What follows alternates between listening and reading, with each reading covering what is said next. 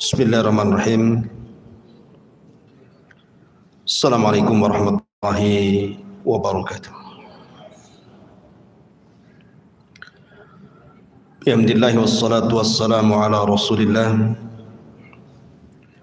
wa ala alihi wa sahbihi wa mawalah wa la hawla wa la quwwata illa billahi wa ba'du. Alhamdulillah, di malam hari ini dengan karunia Allah Subhanahu wa taala kita bisa duduk bermajlis ilmu kali di Masjid Muhajirin, karena kita masih suasana permulaan bulan Sya'ban. Maka malam ini kita akan membahas seputar hukum-hukum yang berkaitan dengan seputar bulan Sya'ban. Dan saya akan membacakan satu hadis yang merupakan patokan hukum-hukum yang kita akan bahas di bulan Sya'ban ini. Hadis ini dikeluarkan oleh Imam An-Nasa'i dari sahabat Usamah ibn Zaid radhiyallahu anhu. Dan Usamah ibn Zaid adalah putra daripada Zaid ibnul Harithah. Dan Zaid ibn Harithah adalah anak angkat Rasul sallallahu alaihi wasallam. Usamah ibn Zaid dia berkata dan bertanya kepada Nabi sallallahu alaihi wasallam soal puasa di bulan Sya'ban. Ya Rasulullah, lam araka tasumu min syahrin minasy-syuhuri ma tasumu fi Sya'ban.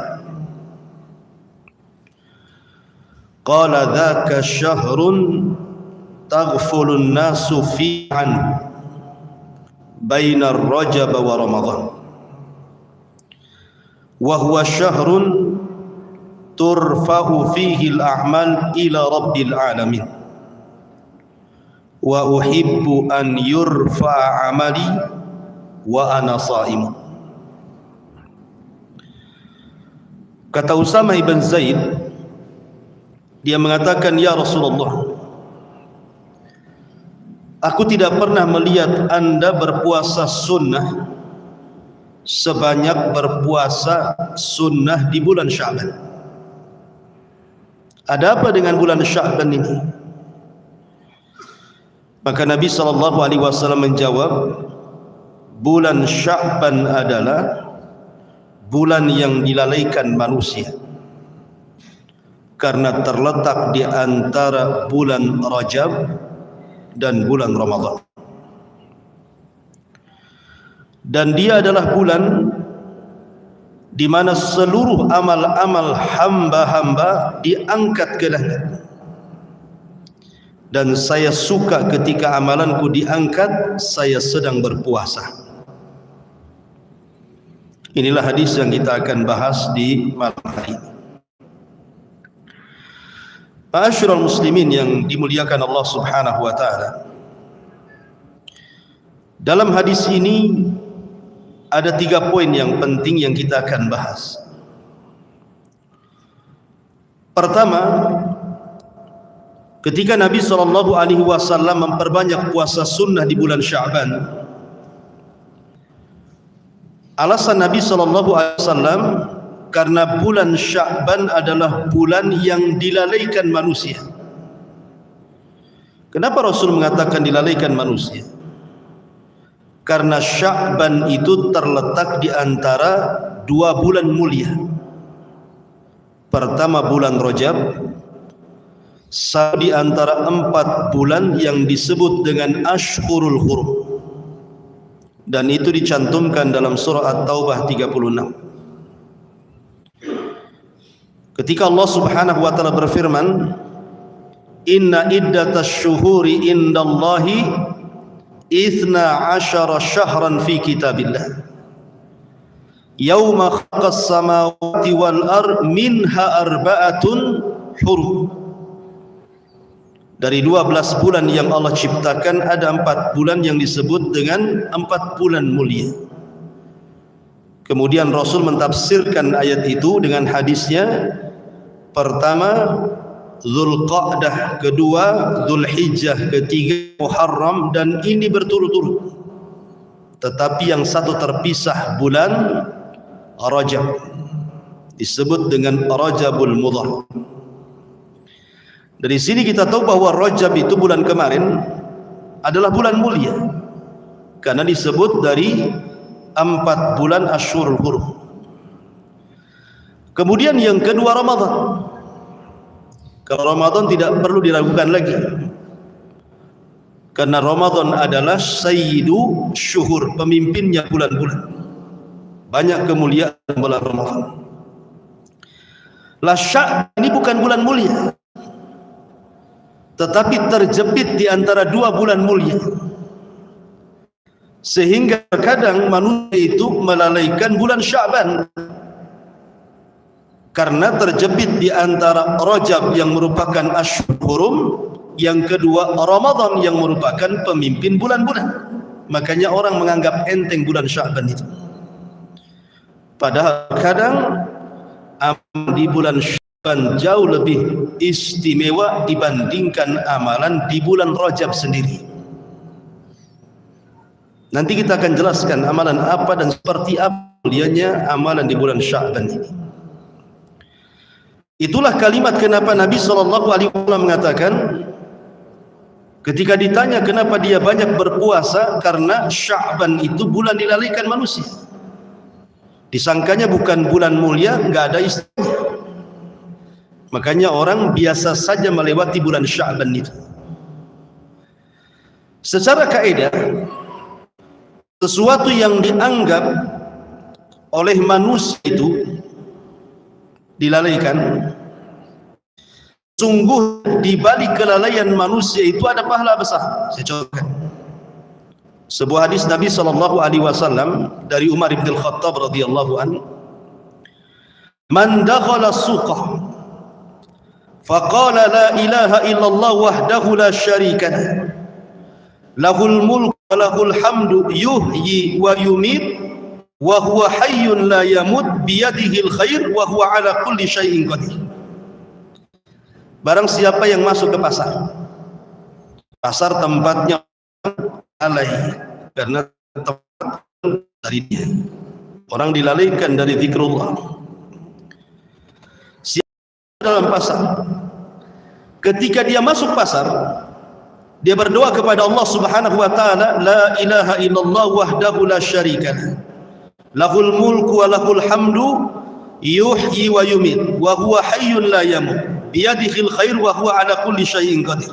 Lihat pahalanya. Nabi SAW mengatakan, kataballahu lahu alfa hasanah, Allah akan mencatat 1 juta kebaikan. Wa maha anhu alfa sayyi'ah, Allah akan hapus 1 juta kesalahan. Wa rufi'a lahu alfa darajah, diangkat oleh Allah Azza wa Jalla derajatnya 1 juta.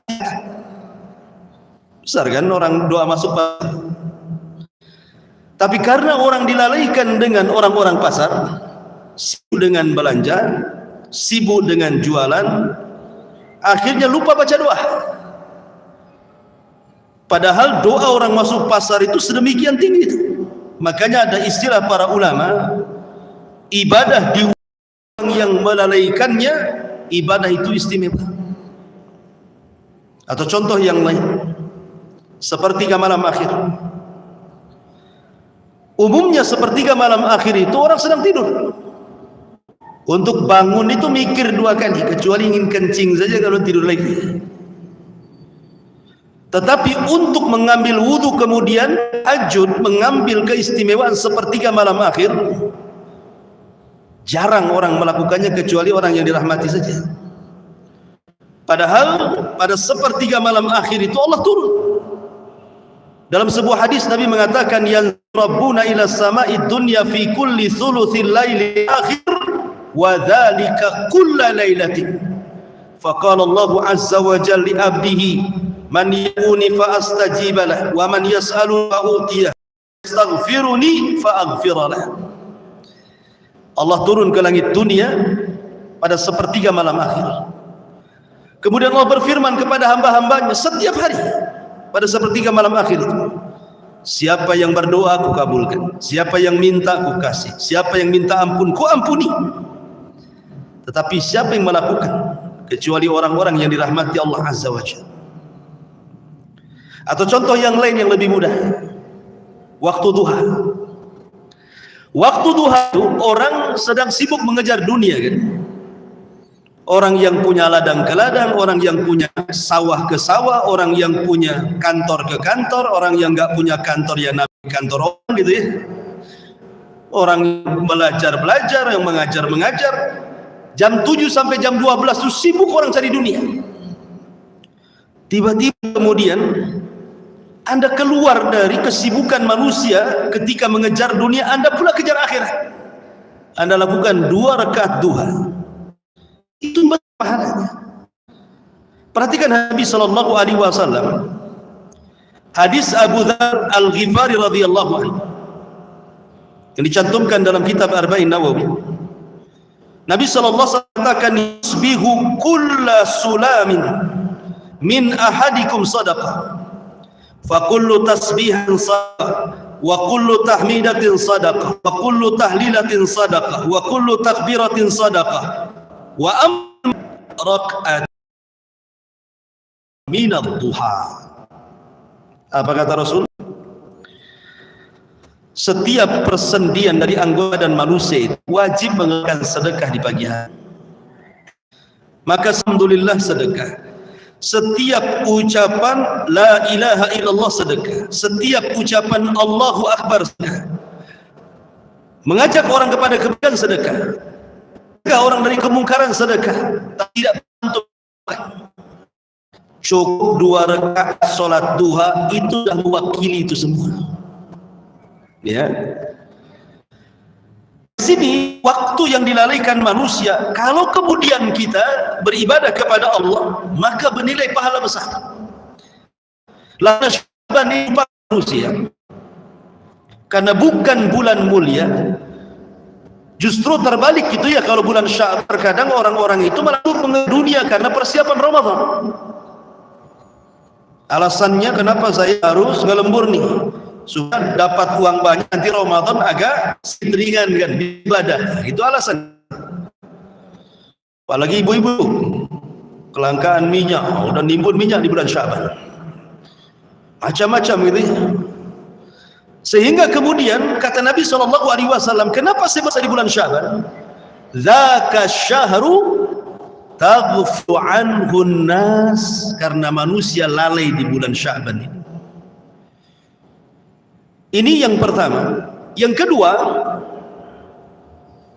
bulan Syaban kalau Anda berpuasa, ada sebuah kaidah, sebuah ibadah sunnah yang merapat kepada ibadah wajib, maka ibadah sunnah itu istimewa. Contohnya rawatib. Rawatib itu termasuk sunnah-sunnah dalam solat yang sangat istimewa dari sekian solat-solat sunnah. Kenapa? Karena dekatan dengan wajib. Makanya ada istilah qobliyah, ada istilah ba'diyah. Satu-satunya solat yang bisa menempel kekurangan solat wajib hanya qobliyah dengan ba'diyah saja. Maka sebagaimana solat rawatib itu istimewa bagi solat sunnah karena merapat kepada yang wajib, begitu juga puasa di bulan Syaban itu sama dengan qobliyah, sementara puasa Syawal sama dengan ba'diyah. Jadi qobliyah puasa itulah Syabannya, nanti ba'diyahnya itu Syawalnya. Dari sini menunjukkan bahwa puasa di bulan Syaban itu istimewa karena merapat ke yang wajib. Ini yang kedua. Yang ketiga, puasa di bulan Syaban itu puasa yang tidak serentak kaum muslimin melakukannya. Lain dengan Ramadan kan. Kalau Ramadan kan serentak, mau laki-laki, mau perempuan, mau anak-anak, mau dewasa, mau tua, mau muda, semua puasa. Sehingga tantangan puasanya itu tidak terlampau berat, karena semua orang yang berpuasa kan gitu. Warung-warung pada tutup, walaupun tutup depan belakang, yang penting kan ditutup ya. Kemudian orang yang makan di jalan-jalan tidak ada, semua orang puasa, sehingga tantangan puasanya itu tidak berat. Tapi kalau puasa Sya'ban, ya ada yang puasa, ada yang enggak. Semua warung pada buka, belum ada larangan tutup. Yang makan di jalan, yang cincau munar mandir, yang jual ini, dari mana-mana tantangan itu. Sehingga kalau orang kemudian berpuasa dengan tantangan berat, puasa sunnah maksudnya, tentu bernilai pahala karena mendekati nilai ikhlasnya itu tinggi dibandingkan kalau seandainya puasa rame-rame gitu ya. Kalau puasa sendiri-sendiri kan kadang-kadang berat itu gangguannya. Ma'asyiral muslimin yang dimuliakan Allah Azza wa Jalla, ini juga diantara faedah dari kalimat bahwa Sya'ban itu bulan yang dilalaikan. Kemudian poin yang kedua dari sini, Nabi SAW mengatakan, wa huwa syahr turfa'u fihi al-a'mal. Bulan Sya'ban itu bulan diangkatnya amalan kita. Amalan manusia diangkat itu dalam 4 kondisi. Amalan kita maksudnya amalan kebaikan kita sehari-hari, salat kita, puasa kita, zakat kita, silaturahim kita, baca Quran kita, zikir kita, macam-macam lah ibadah itu. Itu akan diangkat langit. Kapan? Pada kondisi. 1, ada yang sifatnya harian. 2, ada yang sifatnya pekanan atau mingguan. 3, ada yang sifatnya tahunan. Dan yang keempat, akhir dari seluruh amalan kita diangkat dan tidak pernah turun lagi ke bumi. Yang pertama, Nabi SAW bersabda dalam sebuah hadis, Abi Hurairah radhiyallahu an, beliau berkata mendengar Nabi SAW bersabda, yata'aqabuna fikumul malaika, malaikatul laili wa malaikatul nahar wa yajtami'una fi salatil asri wa salatil fajri. Allah Subhanahu wa taala setiap hari mengirim para malaikat yang mencatat kebaikan di malam hari dan kebaikan di siang hari. Malaikat ini tidak mencatat kejelekan, dia hanya mencatat kebaikan saja. Yang mencatat kebaikan dan kejelekan itu Raqib dan Atid, sudah ada pencatatnya. Ini malaikat lain, dia khusus dikirim oleh Allah. Sip-sipan, ada yang sip malam, ada yang sip siang. Lah berjumpanya di 2 salat, wa yajtami'una fi salatil asri wa salatil fajr. Berjumpa di 2 salat, salat asar dan salat fajar. Lah malaikat yang bertugas mencatat kebaikan di malam hari, mereka turun ketika manusia sedang salat asar dan mencatat siapa-siapa yang sholat asar itu. Kalau laki-laki berjamaah, kalau perempuan di rumah. Sampai kemudian kebaikan kita di malam hari ini. Apakah malam ini kita sholat? Apakah malam ini kita baca Quran? Apakah malam ini kita zikir? Apa malam ini kita macam-macam kebaikan? Termasuk apakah tidur kita ibadah atau tidak? Dicatat dalam 1 malam ini sampai waktu fajar. Ketika saya sedang sholat fajar, barulah malaikat pencatat kebaikan di malam hari naik ke langit melaporkan hasil catatannya. Di waktu yang sama, malaikat pencatat kebaikan di siang hari turun ketika manusia sedang sholat fajar.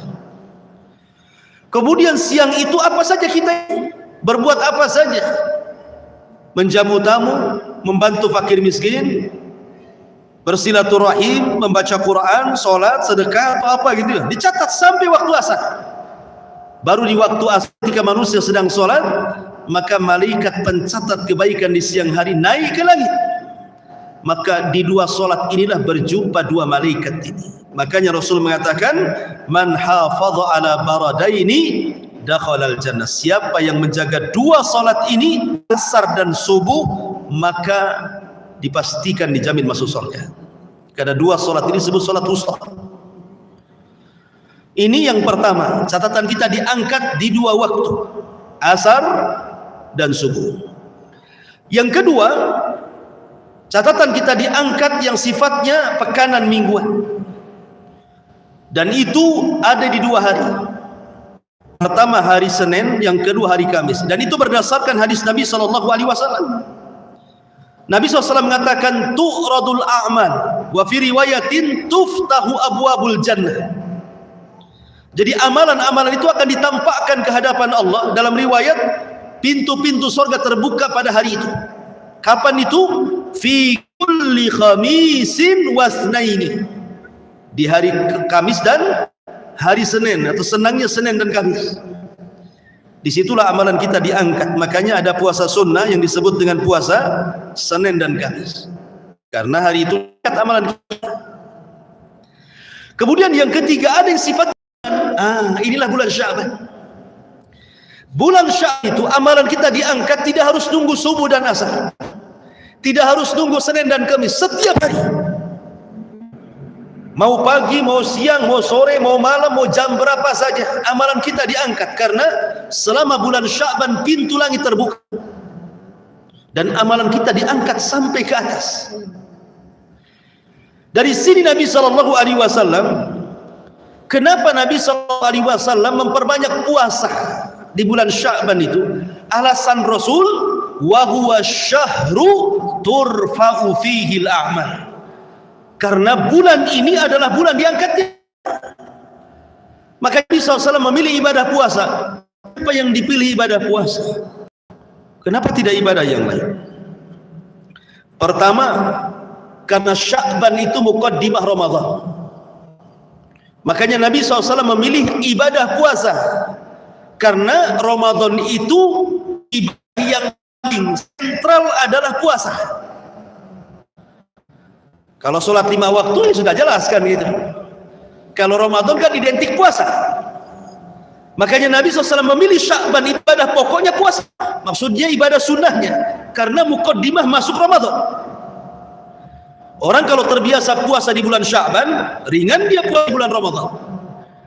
Orang yang tidak pernah puasa Sya'ban ataupun 1 tahun tidak pernah puasa, berat puasa Ramadan, sehingga harus melawan rasa lapar, dahaga gitu ya, karena jarang puasa. Makanya dipilih ibadah puasa.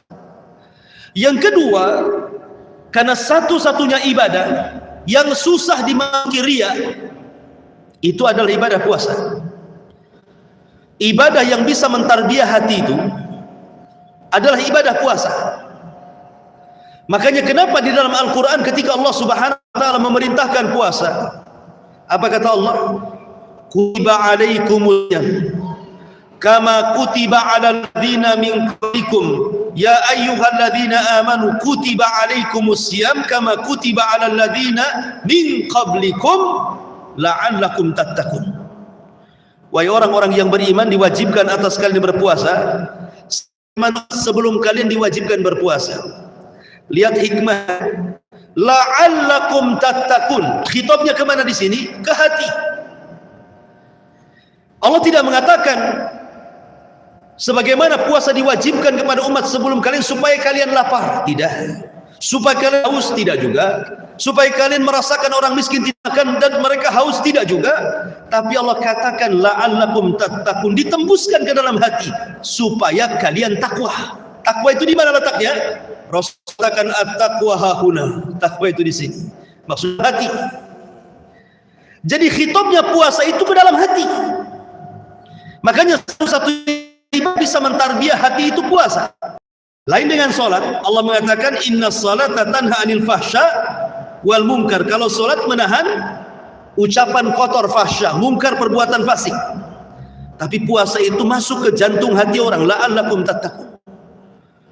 Sehingga puasa mentarbiah hati. Dan ibadah satu-satunya yang susah dimasuki ria, bukan berarti tidak bisa ria, bisa, tetapi agak sulit ria masuk, itu orang yang berpuasa. Kalau sholat nampak gerakannya, bisa ria. Sedekah nampak uangnya dipegang, bisa ria. Haji apalagi. Kalau puasa mau ria gimana? Yang puasa dengan yang gak puasa jalan sama saja. Bahkan lebih kuat yang puasa kadang-kadang. Gimana cara rianya?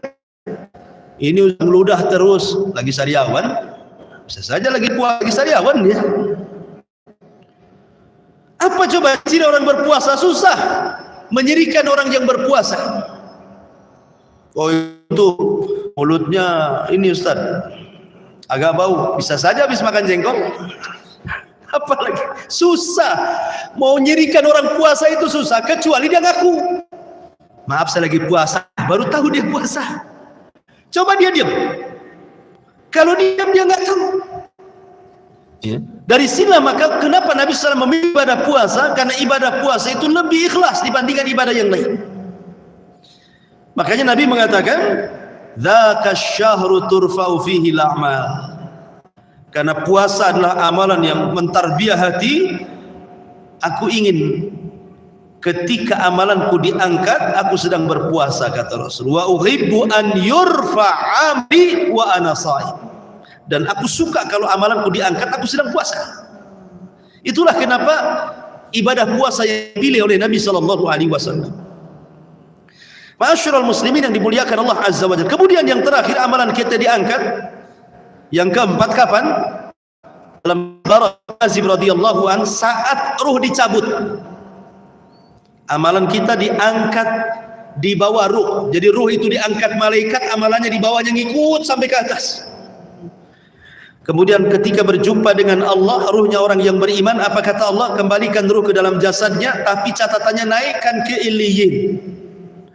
Dan itu catatan akhir, Allah angkat ke langit. Inilah 4 kondisi catatan kita diangkat.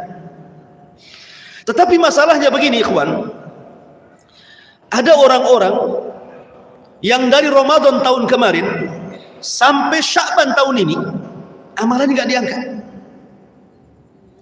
Jadi ada orang-orang yang dari Ramadan tahun kemarin sampai Sya'ban, padahal 1 tahun itu Anda mungkin sedekah, berbuat baik, macam-macam lah, mengaji gitu ya. Tapi tidak akan pernah diangkat oleh Allah Azza wa Jalla. Kasihan sekali, siapa mereka? Dalam sebuah hadis ini menjadi perbincangan para ulama, ada yang mensahihkan dan ada yang mendhaifkan. Tetapi Syekh Nasiruddin Al-Albani rahimahullahu taala mensahihkan hadis ini dan diletakkan dalam Sahihul Jami'. Beliau mencantumkan hadis ini dan mengatakan hadis ini sahih. Walaupun sebagian ulama melemahkan. Nabi SAW bersabda begini bunyinya. Innallaha yattali'u ala khalqi fi nisbin minas Sya'ban fayaghfiru li jami'i khalqihi illa li musyrikin aw musakhin. Kata Nabi SAW, Allah Subhanahu wa taala akan melihat amalan hambanya pada pertengahan bulan Sya'ban, atau dengan istilahnya nisfu Sya'ban. Maka Allah Subhanahu wa taala akan mengampuni seluruh dosa-dosa orang yang beriman, kecuali 2 orang. 2 orang ini tidak akan diampuni dan tidak diangkat amalannya. Hati-hati 2 orang ini. Siapa mereka? Kata Nabi SAW, illa li musyrikin. Pertama orang musyrik, yang kedua musakhin. Orang musakhin. Apa musakhin ini? Kalau musyrik ma'ruf, orang yang menyekutukan Allah Subhanahu wa taala, datang ke dukun, percaya kepada tangkal, percaya kepada batu aki ini, minta-minta di kuburan, bernazar, atau syirik kecil seperti riya, sum'ah, bersumpah kepada selain Allah, macam-macam. Itulah syirik. Dan syirik ini kenapa tidak diangkat? Karena bisa melebur amal. Makanya Allah Subhanahu wa taala mengatakan, la in asyrakta la yahbatanna amaluka wa la takunanna minal khasirin. Kalau engkau melakukan kesyirikan, hancur lebur amalan kalian dan kau termasuk orang yang merugi. Nah, kalau hancur amalannya, apa yang mau diangkat? Enggak ada gunanya. Karena syirik itu menggugurkan amal. Walaupun anggaplah syirik kecil, masih ada sisa amalnya, tetap tidak akan diangkat selama dia tidak mentauhidkan Allah dan memurnikan ibadah kepada Allah Azza wa Jalla. Kemudian yang kedua, musakhin. Musakhin itu diambil dari kata sahna. Sahna itu orang yang dalam hatinya ada hasad, dengki, dan suka memutus silaturahim. Sebenarnya kalau ada orang yang berbicara, nantilah kita maaf-maafan itu kalau sudah Idul Fitri. Sebenarnya waktu maaf-maafannya sekarang ini, supaya amalan kita diangkat. Karena hati yang penuh dengan hasad dan dengki ini disabdakan oleh Nabi SAW, iyyakum wal hasad, fa innal hasada ya'kulul hasanah kama ta'kulun narul khatab. Hati-hati kan dengan hasad, karena hasad ini bisa menghilangkan kebaikan-kebaikan sebagaimana api membakar kayu bakar. Coba ada kayu bakar, datangkan api, kira-kira jadi apa tuh kayu bakar itu? Pasti jadi debu. Lah sebagaimana ketika ada kayu bakar dibakar kemudian jadi abu, begitulah kebaikan yang digerogoti oleh hasad dan dengki itu. Kalau seandainya kebaikan itu digerogoti oleh hasad dan dengki, lalu apa yang diangkat? Seandainya pun tersisa, tetap tidak akan diangkat. Makanya kenapa Nabi SAW mengatakan, menyamakan antara musyrik dan musakhin, orang yang pendengki hasad dan suka memutus silaturahim. Makanya di bulan Sya'ban ini jangan sampai seseorang itu bermasalah dengan orang tuanya, bermasalah dengan saudaranya, bermasalah dengan kerabatnya, bermasalah dengan tetangganya umpamanya. Sudah 1 bulan ini lepaskan hati-hati itu, karena ini bulan salamatus sadri, bulan di mana kita disuruh selamat hatinya. Innallaha la yanzuru ila suwarikum wala ila amwalikum walakin yanzuru qulubikum wa a'malikum. Allah tidak melihat bentuk rupa kalian atau harta kalian, yang Allah lihat hati kalian. Jadi bulan Sya'ban itu sebenarnya amalan yang lebih tinggi dibandingkan hanya sekedar berpuasa. Kalau orang berpuasa tetapi masih ada kedengkian, percuma puasanya, karena nggak akan diangkat. Kalau orang sholat, kemudian sedekah, kemudian baca Quran, berzikir, tapi masih memutus silaturahim dengan keluarganya, percuma ibadah-ibadahnya. Jadi sebenarnya ibadah inti di bulan Sya'ban itu salamatul lisan wa salamatus sadri. Berusaha untuk selamat lisannya dan selamat hatinya. Apa maksudnya? Al-Imam Ibnul Mubarak, seorang alim min ulama'i tabi'in, alim zahid, al-allama Al-Imam Abdullah ibn Mubarak mengatakan ketika ditanya soal husnul khuluq, ya Imam, apa sih husnul khuluq itu, baik akhlak itu? Maka dia meringkas dengan 3 kata. Kalau anda ada pada 3 kata ini, memang baik akhlaknya. Pertama, kata beliau, kaful adha. Yang kedua, badlun nadha. Yang ketiga, talaqatul wajhi. Pertama, kaful adha. Kaful adha itu artinya berusaha tidak menyakiti orang. Dengan lisannya dia tidak menyakiti, dengan perbuatannya tidak menyakiti, termasuk dengan hatinya tidak menyakiti orang. Bagaimana hati bisa menyakiti orang? Ya dengan cara suudon umpamanya. Nah, sekarang ini kan zaman-zaman suudon nih. Ini seseorang, contoh nih, kan alat komunikasi kayak handphone nih, gara-gara umpamanya WA atau telepon tidak dijawab, kadang WA-nya hari ini dijawabnya bulan depan gitu ya umpamanya kan. Itu sudah suudon kita ini sama orang. Apa ini? Gitu kan gitu ya. Ini kan sudah jahat hati ini sebenarnya. Alat komunikasi ini membuat kotor hati sebenarnya. Masyaallah muslimin yang dimuliakan Allah Azza wa Jalla, apalagi istri antum, enggak dibalas saja Salah tuh, langsung sudah. Gitu ya. Jadi itulah disebut kaful adha namanya. Kaful adha itu artinya lisan, perbuatan, hati tidak menyakiti orang. Dan di bulan Sya'ban ini jangan sampai. Makanya kenapa Rasul mengatakan al-muslimuna man salimal muslimuna min lisanihi wa yadi. Seorang muslim itu dikatakan muslim kalau muslim yang lain selamat dari lisan dan tangannya. Oke lah, ada orang mengatakan seperti ini, Ustaz, ada orang yang bisa menjaga lisannya, menjaga perbuatannya, menjaga hatinya. Tapi masalahnya, bisa nggak dia menyelamatkan hatinya ketika dia disakiti orang? Dia bisa menjaga lisannya, tidak ngomong, menjaga perbuatannya, tidak bergerak, menjaga hatinya untuk tidak sampai hasad ataupun dengki kepada orang lain. Tetapi ketika orang menyakiti kita, inilah butuh daripada salamatu sadri, diselamatkan hati kita ini. Karena kita bisa untuk tidak menyakiti orang, apakah kita bisa untuk sabar ketika orang menyakiti itu masalahnya? Aku udah diam-diam nih, kok pula lah buat macam-macam. Kan itu ya biasanya, terpancing deh emosinya ya. Saya sudah berusaha diam, kamu pula. Gitu ya. Jadi terkadang orang itu bisa dia tidak nyakiti orang, tapi dia tidak sabar dengan hatinya ketika disakiti orang. Ma'asyiral muslimin yang dimuliakan Allah Azza wa Jalla. Makanya di bulan Sya'ban yang paling penting saya katakan salamatul lisan wa salamatu sadri. Lalu bagaimana caranya? Mungkin menjaga lisan pahamlah, menjaga hati paham. Menjaga perbuatan, menjaga hati itu tidak sudon. Kita berusaha ya, tidak menyakiti orang di bulan Sya'ban ini. Tolong satu Sya'ban inilah, lepaskan semua permusuhan itu. Tapi apakah Anda bisa melawan ketika Anda menyakiti?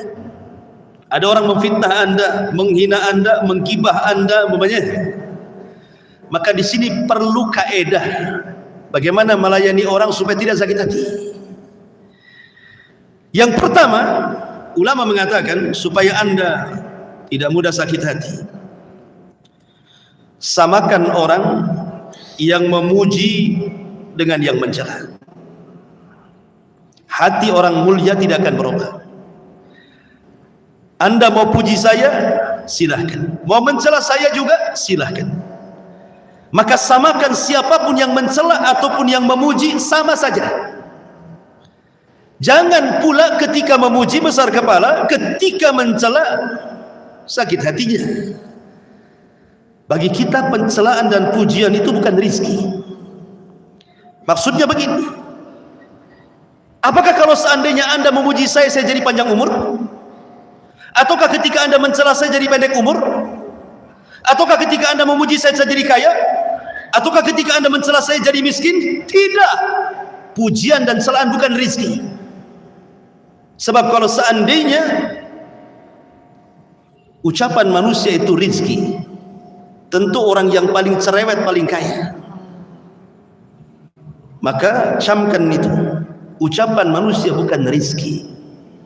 Dia tidak menambah usia, tidak mengurangi usia, tidak menambah harta, tidak mengurangi harta. Sudah dicatat di Lauhil Mahfuz. Maka jadikan ucapan manusia sama saja. Anda mau mencela, memuji, silahkan. Ini yang pertama. Yang kedua, orang yang sedang marah kepada kita, itu hakikatnya ada api dalam hatinya. Jangan sampai api yang membakar hatinya Anda pindahkan api itu ke hati Anda. Kalau seandainya api, bara api yang sedang membara kepada orang yang tidak suka dengan Anda, Anda pindahkan pula ke hati Anda, maka tidak ada bedanya Anda dengan dia. Mana yang baik, mana yang tidak baik, tidak beda. Lalu siapa Anda dengan dia? Justru ketika Anda biarkan api itu membakar dia tanpa mengambil api itu memasukkan ke hati kita, di sini terbedakan mana yang baik, mana yang buruk. Liyamizal khabitha minat tayyib, akan terbedakan mana orang baik, mana orang jahat. Biarkan saja yang terbakar, biarkan dia marah, biarkan dia ghibah, biarkan dia fitnah, dalam hak sendiri. Ma'asyiral muslimin yang dimuliakan Allah Azza wa Jalla. Yang ketiga, kata para ulama, manusia tidak akan selamat dari ucapan manusia sampai kiamat. Sejak Adam alaihi salatu wassalam diciptakan, manusia sudah bicara. Dan ketika ada orang yang membicarakan kita, hakikatnya Allah tidak membuat dia bicara untuk membicarakan kita dari mulai dia lahir sampai dia meninggal. Tidak. Mungkin sekali-kali karena tidak suka dengan kita, dia bicara tentang kita. Tapi kebanyakan bicara dia itu bicara lain. Mungkin bicara bisnis, mau urusan keluarga dia, urusan anak dia, kan gitu ya. Mungkin membicarakan kita ini ya sewaktu-waktu. Peganglah sebuah kaidah. Dalam surah Luqman, Allah Subhanahu wa taala berfirman, "Inna ankaral aswat la sautul hamir." Sesungguhnya seburuk-buruk suara itu adalah suara keledai. Baca surah Luqman, Allah mengatakan seburuk-buruk suara keledai. Pertanyaannya, siapa yang menciptakan keledai? Allah. Siapa yang menciptakan suara keledai? Allah juga. Siapa yang mengatakan seburuk-buruk suara keledai?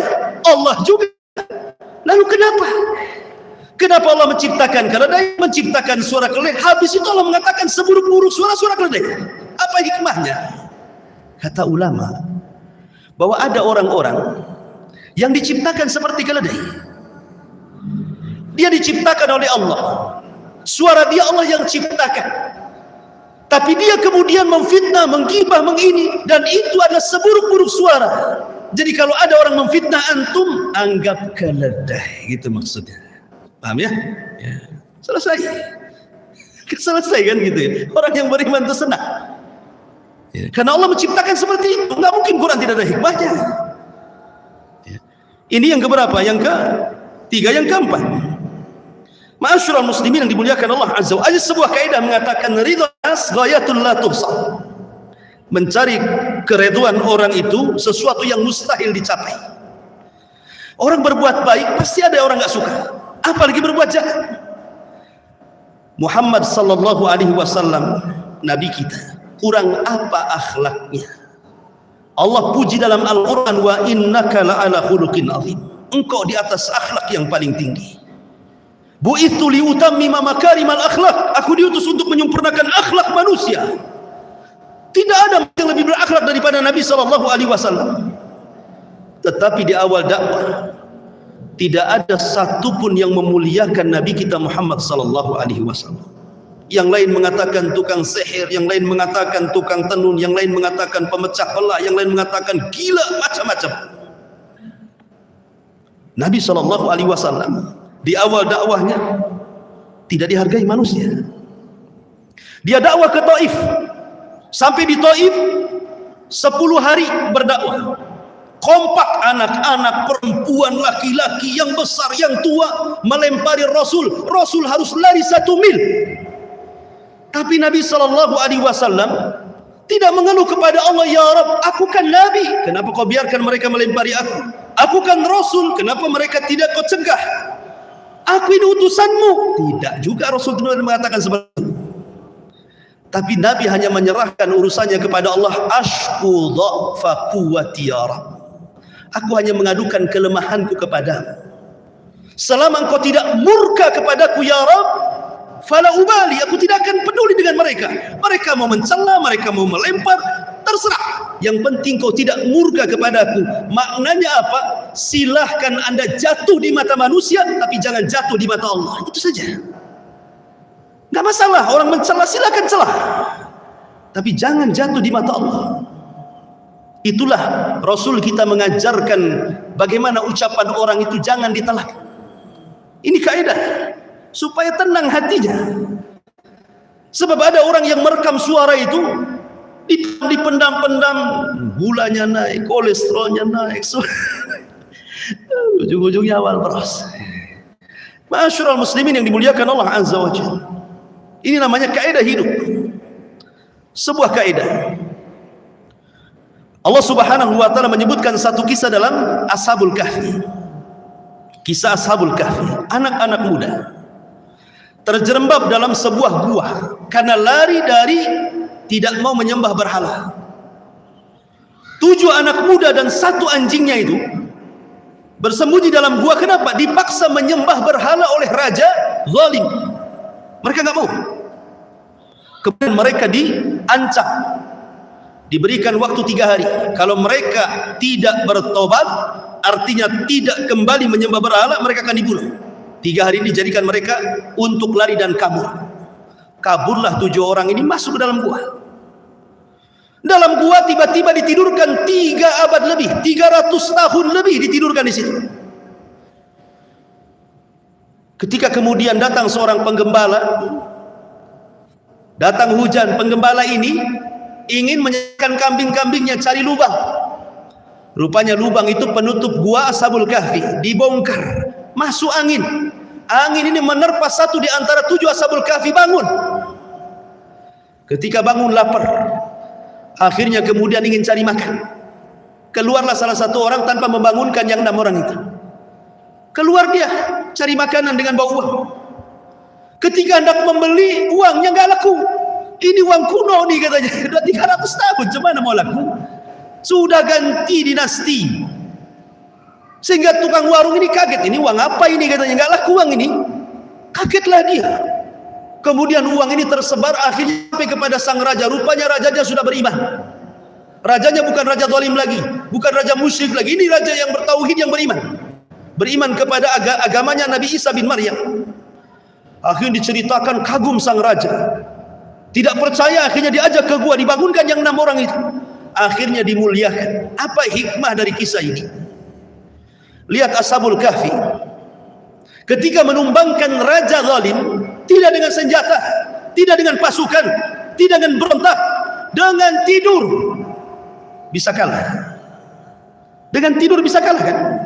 Dia tidur 300 tahun, bangun mati rajanya. Apa nggak hebat tuh? Jadi terkadang ikhwan, mengalahkan musuh tidak harus dengan senjata, mengalahkan musuh tidak harus dengan logika, dengan tidur. Kalah tuh musuh tuh. Artinya apa tidur di sini? Bukan tidur kayak tidur ngorok itu, enggak.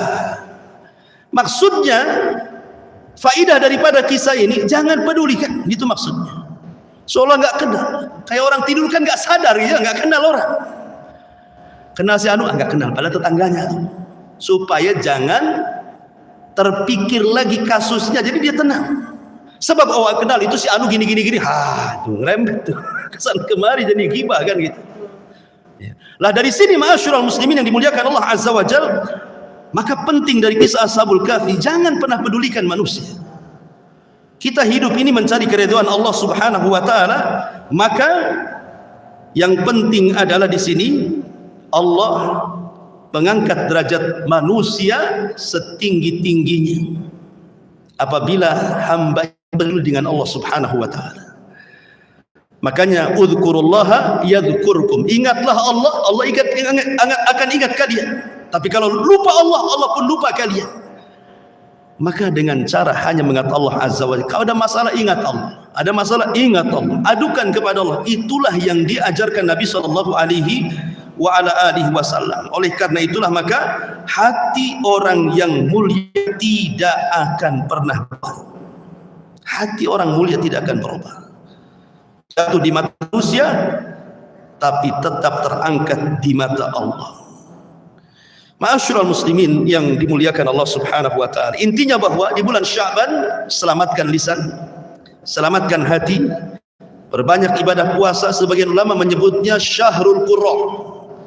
Bulannya orang baca Quran. Karena Sya'ban ini muqaddimah Ramadan. Amalan yang paling banyak dilakukan di bulan Ramadan itu cuma 2, puasa dan baca Quran. Baca Quran yang paling banyak. Dalam tarawih baca Quran, nanti tadarus baca Quran lagi, dan itu nanti kalau pagi sampai sore puasa.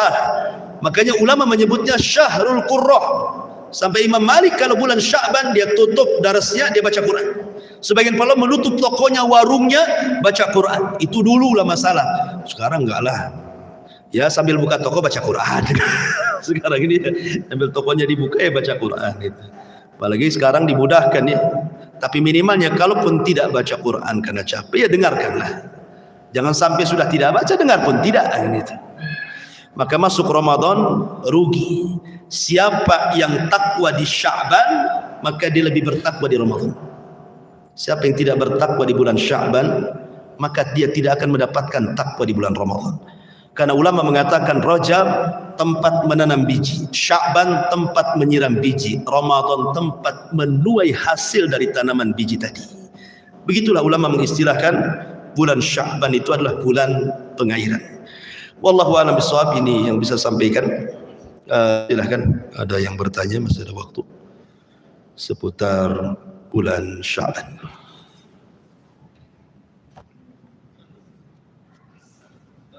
Siap.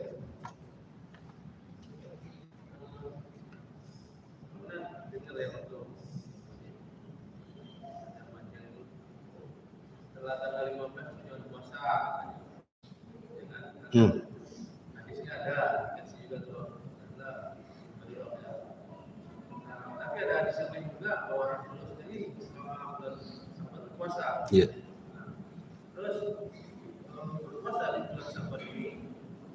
Allah akan turun ke langit dan akan bertanya kepada malaikat siapa menjelang terbit sampai terbenam yang beribadah.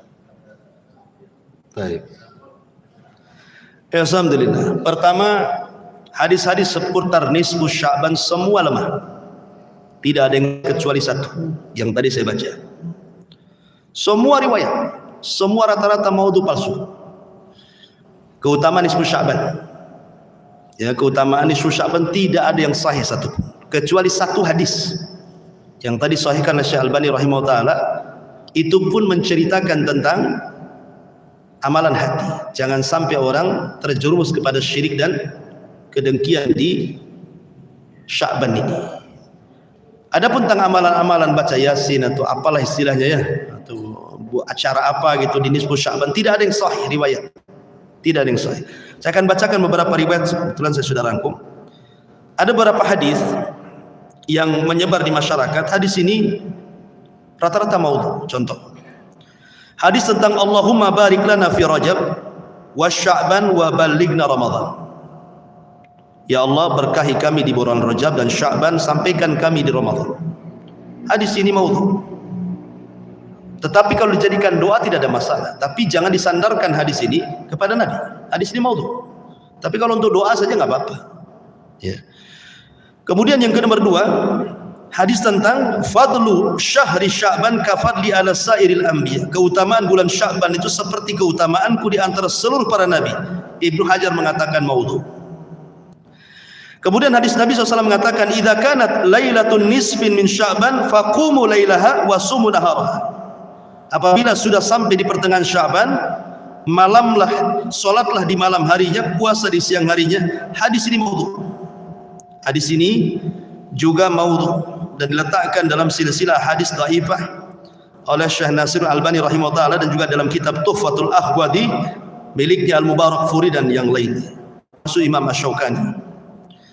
Kemudian juga hadis Nabi mengatakan, atani Jibril faqala li hadhihi lailatun nisf min Sya'ban walillahi fihi utaqa'u minan nar bi adadi sya'ri ghanami kalbin. Datang kepadaku Jibril, kata Rasul, ini malam pertengahan Ramadan dan Allah akan memerdekakan dari api neraka manusia sebanyak bulu kambing.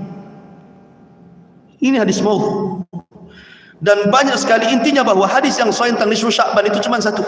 Tadi yang saya bacakan, Allah Subhanahu wa taala akan turun ke langit, kemudian akan melihat hamba-hambanya dan akan mengampuni setiap orang yang beriman kecuali orang musyrik dan orang pendengki tadi. Nah, itu saja riwayat. Di nisfu Sya'ban itu wallahu alam, kalau melihat hadis-hadisnya karena semua dhaif dan maudhu kebanyakan, sehingga tidak ada amalan khusus. Tidak sholat malam, tidak juga puasa. Adapun tentang kenapa tidak boleh puasa setelah nisfu Sya'ban, maksudnya orang yang memulai puasa, bukan orang yang sudah puasa dari awal Sya'ban.